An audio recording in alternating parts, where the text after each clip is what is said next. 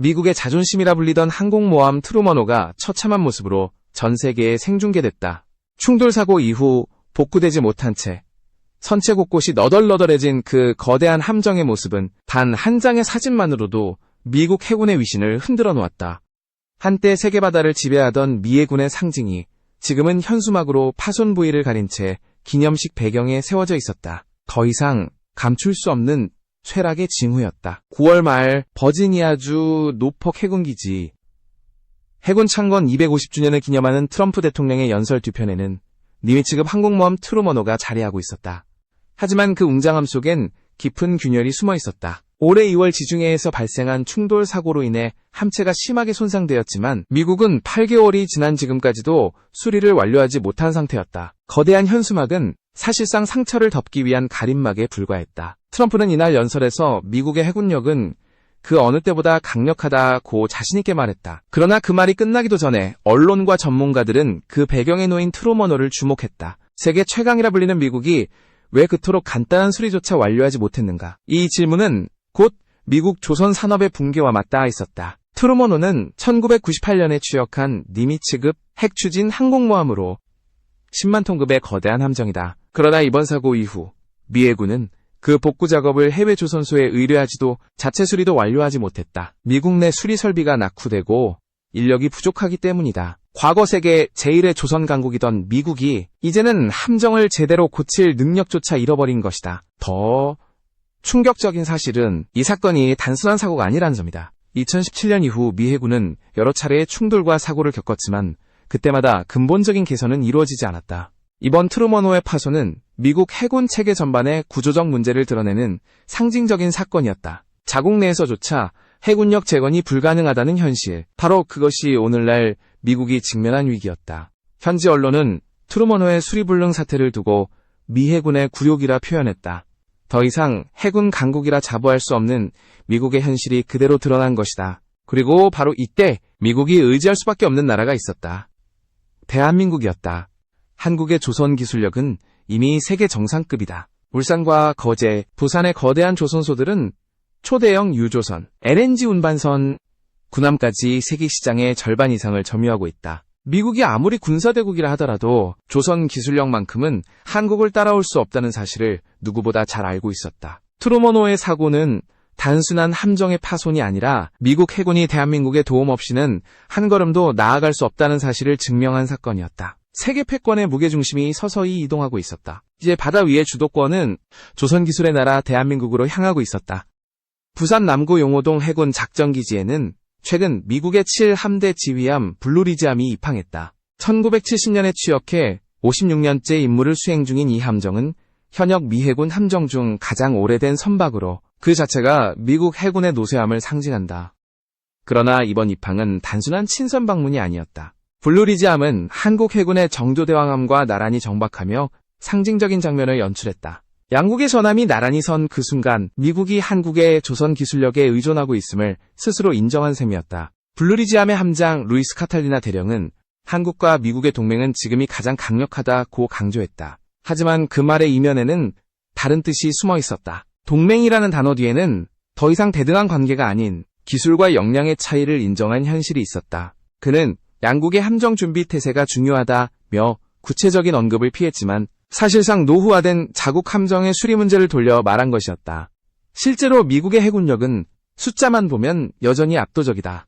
하지만 그 내실을 들여다보면 상황은 다르다. 함정들의 정비 주기는 늦어지고 조선소의 생산 라인은 멈춰 있다. 인력 부족과 비용 초과, 만성적인 유지관리 지연이 이어지고 있다. 미국이 자랑하던 군수 시스템이 이제는 스스로의 함정을 유지할 힘조차 잃은 것이다. 트루먼호의 사고 이후 미 해군은 여러 번 수리를 시도했지만 부품과 인력이 제때 확보되지 않아 일정이 계속 지연되었다. 그리스 조선소에 정박했으나 실제 수리 진척은 거의 없었고 결국 임시보강 후 다시 작전에 투입됐다. 그러나 완전한 복구는 이루어지지 않았다. 이 사실이 전 세계 언론에 노출되면서 미국 내에서도 비판 여론이 커졌다. 우리가 세계 최강의 해군이라면 왜 항공모함 하나 제대로 고치지 못하는가? 라는 의문이 터져나온 것이다. 워싱턴 포스트는 사설을 통해 미국의 조선 산업은 붕괴 직전이며 한국의 도움 없이는 해군 재건이 불가능하다고 지적했다. 일본 주재 미국 대사 라흐 엠마누엘 역시 기고문에서 중국이 세계 최대의 해군과 조선 산업을 보유한 지금 미국은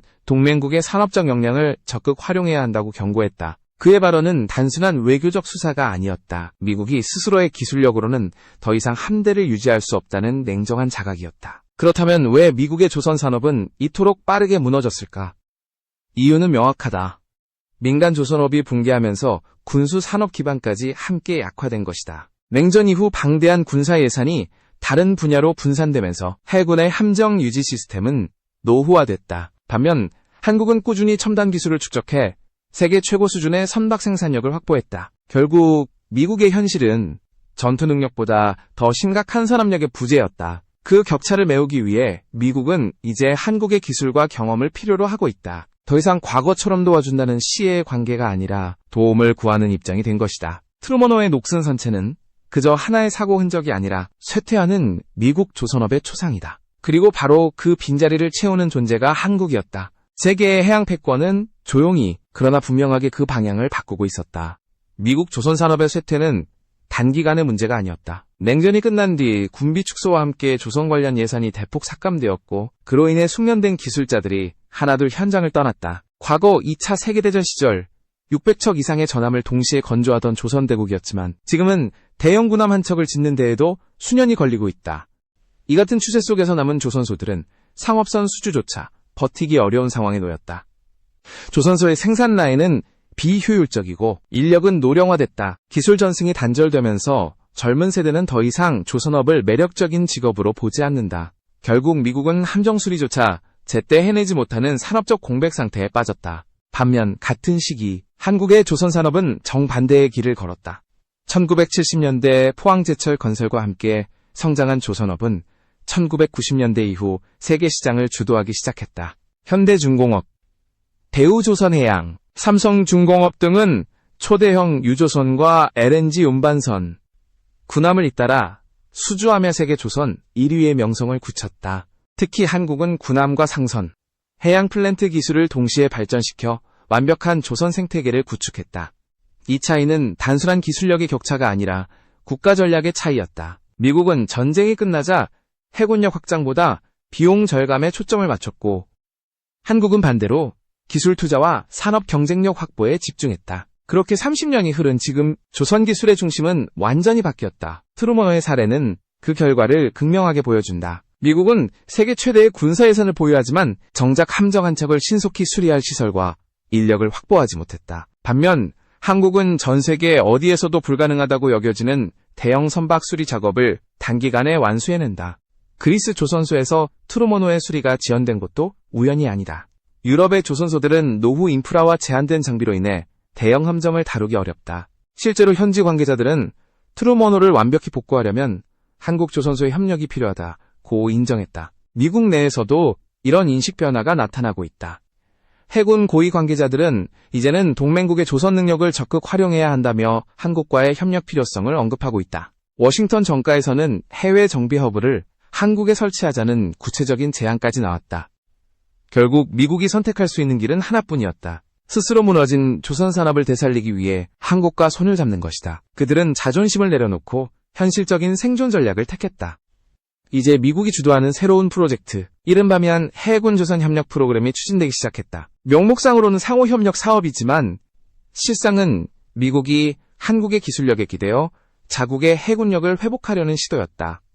한국의 기술 없이는 미국의 바다 전략이 더 이상 유지될 수 없다는 사실, 그것이 트루먼호 사고가 던진 가장 뼈아픈 메시지였다. 미국은 조선 산업의 부흥을 외치며 새로운 구호를 내걸었다. 바로마스가 프로젝트였다. 공식 명칭 음미한 해군 조선 협력 프로그램으로 미국 해군의 함정 정비와 신형 군함 건조에 한국 조선 기술을 적극 도입하는 대규모 계획이었다. 겉으로는 양국이 함께 추진하는 기술 협력으로 포장됐지만 그 내막은 달랐다. 미국이 더 이상 스스로의 조선 능력만으로는 함대를 유지할 수 없다는 사실을 인정한 선언이었다. 트럼프 대통령은 노폭 기념식에서 전 세계의 투자와 인력을 모아 미국 조선소를 부활시키겠다고 외쳤다. 그러나 그가 말한 전 세계란 사실상 한국을 의미했다. 이미 미국 내부에서는 HD 현대중공업, 한화오션, 삼성중공업과의 협력 논의가 구체적으로 진행되고 있었다. 한국의 기술력 없이는 미 해군의 정비 일정조차 유지할 수 없다는 결론이 내려진 것이다. HD 현대중공업은 미 해군 군수지원함 USNS 앨런 셰퍼드함의 정비 사업을 수주하며 공식적으로 협력의 첫 단추를 끼웠다. 이는 단순한 유지보수가 아니라 미 해군의 신뢰를 회복하기 위한 상징적인 계약이었다. 함정 내부의 안전장비 점검, 탱크류 정비, 장비 검사까지 한국 기술진이 직접 수행했다. 미국 해군은 향후 10년간 35억 달러, 한화로 약 5조 원을 투입해 함정 2,800척을 발주할 계획을 세웠고 그중 상당 부분을 한국 기업이 담당하게 된다. 이뿐만이 아니다. 한화에어로스페이스는 미 해군 조선 최고 책임자 출신인 토머스 앤더슨을 영입했다. 그는 34년간 해군에 복무하며 함정 조달과 수상함 개발을 총괄한 전문가로 한화의 미국 사업부에서 조선 부문 사장으로 합류했다. 미국의 내부 사정을 누구보다 잘 아는 인물이 한국 기업의 조선 전략을 이끈다는 사실은 양국의 역학관계가 완전히 달라졌음을 보여주는 사례였다. 미국 최대 방산조선사인 헌팅턴 잉걸스와도 협력 계약이 체결됐다. HD 현대중공업은 함정 건조기술 협약을 통해 현지 직접 투자를 검토하며 미국 해군의 신형 수송함과 보급함 제작에 한국식 공정을 도입하고 있다. 이는 단순한 기술 수출이 아니라 한국이 미 해군의 함정 생태계를 재구성하는 단계로 진입했다는 뜻이다. 한때 미국이 한국의 기술을 이전하던 시절은 끝났다. 이제는 미국이 한국으로부터 기술을 배우고 있다. 조선소의 설계 방식, 용접 공정, 블록 제작 기술, 디지털 시뮬레이션까지 모든 부분에서 한국의 체계가 표준으로 자리 잡고 있다. 이러한 변화를 두고 워싱턴 포스트는 미국의 해군 제거는 한국의 조선 기술 없이는 불가능하다고 평가했다. 한 해군 분석가는 한국은 더 이상 단순한 동맹국이 아니라 미국 해군력의 심장을 유지시키는 기술적 파트너라고 말했다. 트루먼호의 파손에서 시작된 위기는 결국 미한 협력이라는 새로운 국면으로 이어졌다. 그러나 이 협력의 주도권은 분명히 한국이 쥐고 있었다. 미국은 자존심을 내려놓았고 한국은 기술력으로 새로운 시대의 문을 열고 있었다. 한국 조선 산업의 기술력은 이미 세계가 인정하는 수준을 넘어섰다. 부산, 울산, 거제의 거대한 조선 단지들은 밤낮 없이 불을 밝히며 세계 각국의 군함과 상선을 생산해내고 있다. 이제는 단순한 생산기지를 넘어 미래 해군 기술의 중심지로 자리 잡고 있다. HD 현대중공업은 미 해군 함정 정비뿐 아니라 차세대 전투함 설계에서도 핵심 역할을 맡고 있다. 고효율 엔진, 복합소재 선체, 디지털 조선 기술이 결합된 한국형 공정은 미국 내에서도 벤치마킹 대상이 되었다. 미국 해군 관계자들은 한국의 조선 기술은 이미 10년 앞서 있다고 평가한다. 한화에어로스페이스는 방산 전자 시스템과 추진 체계까지 통합한 조선 기술을 선보이며 해군 함정의 완전한 패키지 솔루션을 제공하고 있다. 이처럼 한국은 단순히 함정을 건조하는 수준을 넘어 전체 해군 운용 시스템을 설계할 수 있는 나라로 성장했다. 조선소 한 곳에서 설계, 건조, 테스트, 유지보수까지 완결되는 시스템은 미국이나 유럽에서도 보기 드물다. 이러한 효율성과 정밀함이 바로 미국이 탐내는 기술이다. 세계 각국의 전문가들은 미국이 한국에 의존하는 시대가 올 것이라 경고했지만 그 시점은 이미 도래했다. 트루먼호의 사고 이후 미 해군은 여러 차례 한국 정부의 협력 의사를 타진했고 한국 기업들은 이를 기술 수출과 산업 확장의 기회로 활용했다. 그 결과 미 해군의 다수 함정이 한국 기술로 수리되고 일부는 한국형 부품으로 교체되고 있다. 한국의 조선 기술은 이미 단순한 제조 기술이 아니다. 정밀한 센서, 자동화 영접 시스템, AI 기반의 설계 프로그램이 결합되어 스마트 조선으로 진화했다. 한국의 조선소에서는 3D 시뮬레이션으로 함정을 미리 가상 건조하고 실제 제작 과정에서 발생할 수 있는 모든 문제를 사전에 해결한다. 이러한 수준의 공정관리 능력은 미국 내에서는 찾아보기 어렵다. 한화에어로스페이스는 미국 현지에서 방산 투자를 확대하며 미 해군의 차세대 전투함 개발 프로젝트에 참여하고 있다. 이는 단순한 하청이 아닌 공동개발 파트너로서의 참여다. 한국 기술진이 미국 해군의 신형 전투함 설계 회의에 참여한다는 사실 자체가 이미 위치의 역전을 의미한다. 이제 미국은 한국 조선소의 기술력 없이는 함정 유지도 신형 함정 생산도 어렵게 되었다. 반면 한국은 이 협력을 통해 글로벌 방산 시장에서 새로운 신뢰를 확보하고 있다. 미국 해군이 한국의 기술을 인정함으로써 전 세계 해군이 한국 조선소를 선택하기 시작한 것이다. 결국 트루먼호 사고는 미국의 굴욕이었지만 한국에게는 기회였다. 기술로 미국을 구하고 동시에 세계 시장을 장악하는 전환점이 된 것이다. 그리고 이 모든 변화의 중심에는 묵묵히 기술을 갈고 닦은 대한민국의 조선인들이 있었다.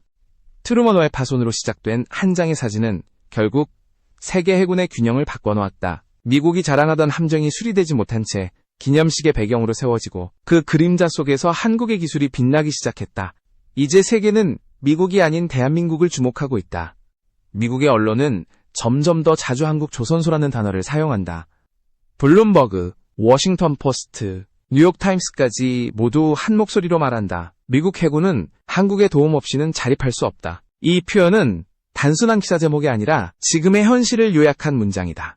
미국이 추진하는 미한 해군 조선 협력 프로그램은 본질적으로 의존의 체계다. 미국은 자국 내 낙후된 조선소를 되살리기 위해 한국의 기술과 인력을 받아들이고 있으며 이를 통해 조선 산업의 숨을 연명하고 있다. 하지만 동시에 한국은 그 과정에서 압도적인 기술 주도권을 확보했다. 이제 세계의 군함 설계와 수리 표준은 한국식 시스템을 중심으로 재편되고 있다. 이러한 변화는 단순히 산업의 승패가 아니다. 그것은 국가의 위신과 전략의 전환을 의미한다. 과거 미국은 동맹국에게 기술을 전수하는 위치에 있었다. 그러나 이제는 그 반대다. 미국의 군함이 고장을 일으키면 한국의 기술자들이 출동하고 미국의 조선소는 한국식 설계와 공정을 도입한다. 그들은 더 이상 스승이 아니라 배우는 입장이 되었다.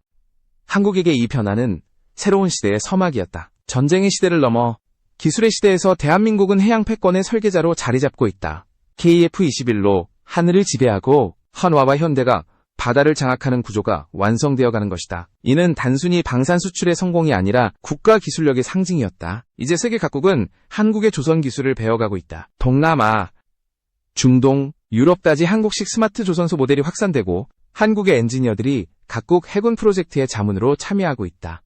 미국이 인정한 기술력은 곧 세계의 표준이 되었다. 트루먼호 사고는 미국에게는 굴욕이었지만 한국에게는 자신감을 안겨준 사건이었다. 한국의 기술이 세계 해군력을 지탱하는 시대, 그것은 더 이상 꿈이 아니다. 그리고 이제 바다는 말없이 증명하고 있다. 쇠락한 제국의 함정보다 기술과 노력으로 무장한 한국의 조선소가 더 강하다는 사실을. 트루먼호의 그림자에서 시작된 대한민국의 반전은 21세기 해양 패권의 새해 역사를 써내려가고 있었다. 대한민국의 기술은 더 이상 조용하지 않다. 그것은 세계 바다 위에서 울리는 새로운 엔진음, 그리고 미 해군의 심장까지 움직이는 조용한 혁명.